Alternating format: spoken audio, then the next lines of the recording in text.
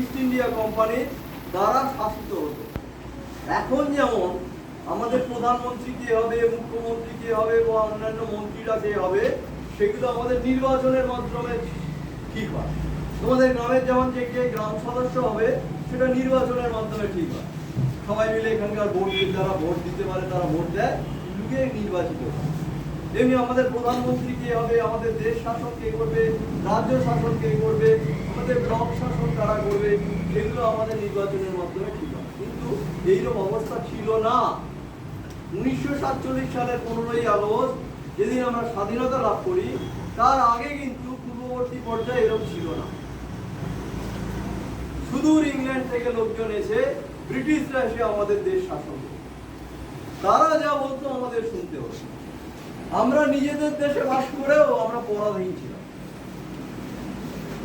এই পরাধীন দেশকে স্বাধীন করতে অনেক মহান বিপ্লবী তারা কিন্তু জীবন দান করেছে।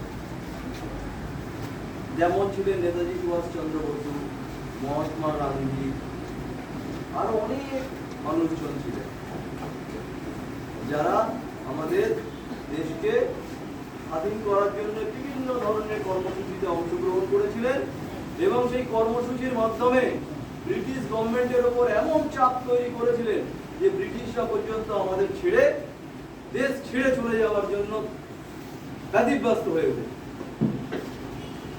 তারপরে সেই দিন এলো 1947 সালের 15ই আগস্ট, যেদিন আমাদের দেশ স্বাধীন লাভ করে। কিন্তু এত সহজে আমাদের দেশ স্বাধীন হয়নি।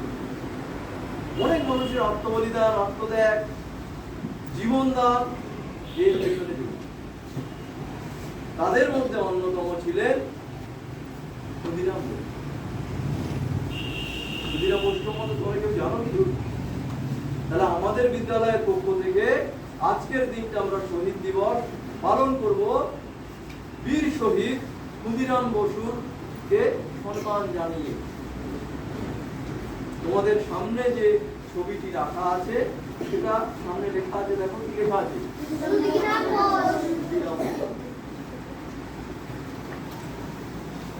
উনি আজকের দিনে হাসি হাসি পূর্ব ফাঁসি গানটা শুনতে তোমরা? হাসি মুখে উনি মৃত্যুবরণ করেছিলেন। কাদের জন্য? আমাদের দেশের জন্য। তাই ওনার প্রতি শ্রদ্ধা জানাতে ওনার প্রতিকৃতিতে মাল্যদান হবে।